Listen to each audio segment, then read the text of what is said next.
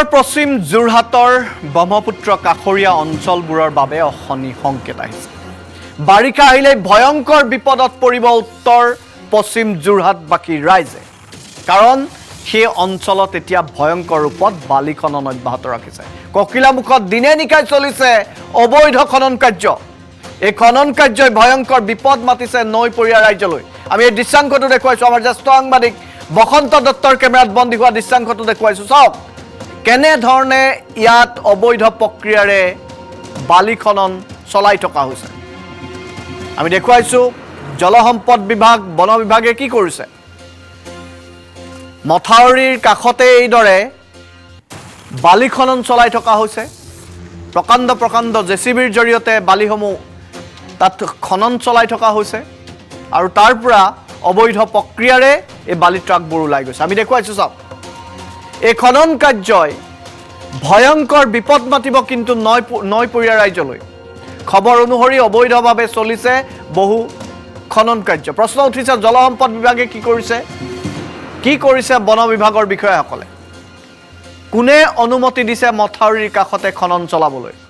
অভিযোগ উঠিছে যোৰহাটৰ আঞ্চলিক বন বিষয়াগৰাকীৰ বিৰুদ্ধে। আঞ্চলিক বন বিষয়াগৰাকীক আমি দেখুৱাব বিচাৰিছোঁ। চাওক এইগৰাকী আঞ্চলিক বন বিষয়াৰ থকা অৱস্থাত কেনেকৈ তাত অবৈধ প্ৰক্ৰিয়াৰে খনন চলাব পাৰে। এইগৰাকী বন বিষয়াক আমি চিনাকি কৰাই দিছোঁ। তেওঁ ৰেঞ্জাৰৰ দায়িত্বত আছে। এইগৰাকী ৰেঞ্জাৰে সহিদিনা বাঘ ওলাওঁতে বাঘৰ খোজটো চাই তাত চাকি বন্তি জ্বলাই সেৱা কৰিছিল। বাঘৰ দিশ কোনফালে বাঘটো গৈছে তাৰ দিশ নিৰ্ণয় কৰিবৰ বাবে ভগৱানৰ ওচৰত বাঘৰ খোজটোৰ ওচৰত বহি এইদৰে প্ৰাৰ্থনা কৰিছিল। এইগৰাকী বন বিষয়াই সেই যিটো চক্ৰ বালি অবৈধ বেহা চলাই থকাৰ যিটো চক্ৰ, সেই চক্ৰটোৰ সৈতে নিশ্চিতভাৱে হনা পিটিকা আৰু সেইবাবে তেওঁ ব্যৱস্থা গ্ৰহণ নকৰে। তাতোকৈ ডাঙৰ কথা, যিটো স্থানত অবৈধ খনন চলি আছে তাৰ কিছুৰ কাষতে যাদৱ পায়েঙৰ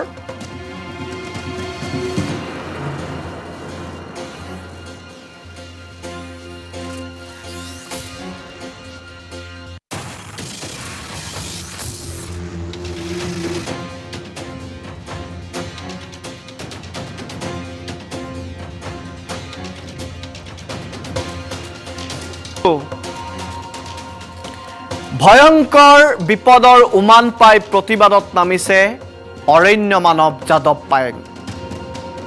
যাদৱ পায়েঙে অনুভৱ কৰিছে আৰু সেই অঞ্চলৰ ৰাইজে অনুভৱ কৰিছে এই গতিত যদি খনন কাৰ্য চলি থাকে, এই গতিত যদি ৰেঞ্জাৰে খনন কাৰ্য চলাবলৈ দি থাকে, তেনেহ'লে ভয়ংকৰ বিপদ আহিব সেই নৈপৰীয়া ৰাজ্যলৈ, যাৰ বাবে যাদৱ পায়েঙে প্ৰতিবাদ কৰিছে, মন্তব্য প্ৰদান কৰিছে। আমি সেই মন্তব্যটো এবাৰ শুনাব বিচাৰিছোঁ।